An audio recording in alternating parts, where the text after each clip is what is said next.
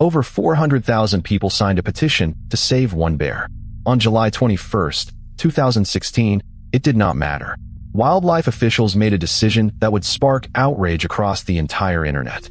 It began sometime in 2014 in Iroquois Township, New Jersey. A black bear started appearing in the neighborhood, but not on all fours. This bear walked upright, like a human, through the quiet streets. PDLs, that is what the neighbors would call him, had badly injured front paws. Possibly from a car strike, possibly from a trap set by hunters. He could no longer use them to walk on all fours. So he had taught himself to balance entirely on his back legs. He had adapted just to survive. The neighbors began to notice him. They filmed him on their phones. They named him PDLs because of the way he moved, steady, careful, like he was pushing forward through pain. Some left fruit near their fences.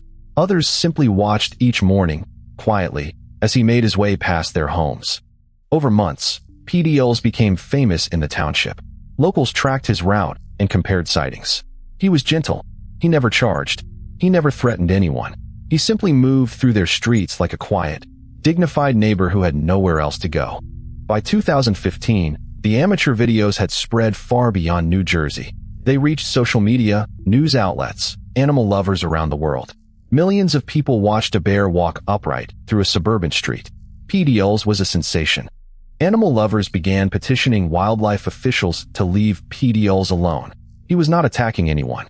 He was simply surviving, moving through the neighborhood as he had learned to do. The petition grew, 100,000 signatures, 200,000, then over 400,000. People believed PDLs deserved to live. But wildlife officials saw a different problem. PDLs was becoming habituated to human neighborhoods. He was visiting more frequently. He was approaching closer to homes, to food sources, to people. An injured wild bear that had lost fear of humans, they warned, was a dangerous bear, no matter how gentle he seemed. In June 2016, the New Jersey Division of Fish and Wildlife attempted to trap PDLs. They set cage traps baited with fruit and meat. But PDLs was smart. He avoided the traps for weeks. The township grew more anxious. The online petition grew louder. Both sides hardened their positions. On July 20th, 2016, wildlife officials announced their decision. PDLs would be captured and euthanized. They saw no safe way to relocate an injured bear that had lost its natural fear of humans. The decision was final. The internet erupted. Thousands of people demanded a stay of execution. Celebrities posted. Animal rights organizations mobilized. Petitions multiplied. But the decision stood. Wildlife officials said there was no alternative. The bear had to go.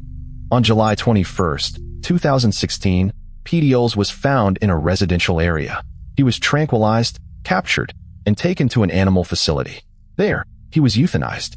The bear who had captured the hearts of over 400,000 people, and millions more around the world, was gone. The decision to euthanize PDLs sparked a national conversation about how wildlife agencies handle urban-adjacent animals. Some said the state was right. An injured bear in a populated area was a liability. Others said it was a failure, that relocation, a wildlife sanctuary, or habitat management should have been tried. No consensus emerged. But PDL's story changed how people thought about wild animals trying to survive in human spaces. PDLs is gone, but his story lives on. A reminder that not every wild animal that wanders into our world is a threat. Sometimes, they are just trying to survive. The next time you see wildlife where humans live, remember PDLs. He was gentle, he was injured, and he was just trying to walk through his world. If you care about how we share this planet with wild animals, please like this video and follow our page for more real stories that matter. Let's do better.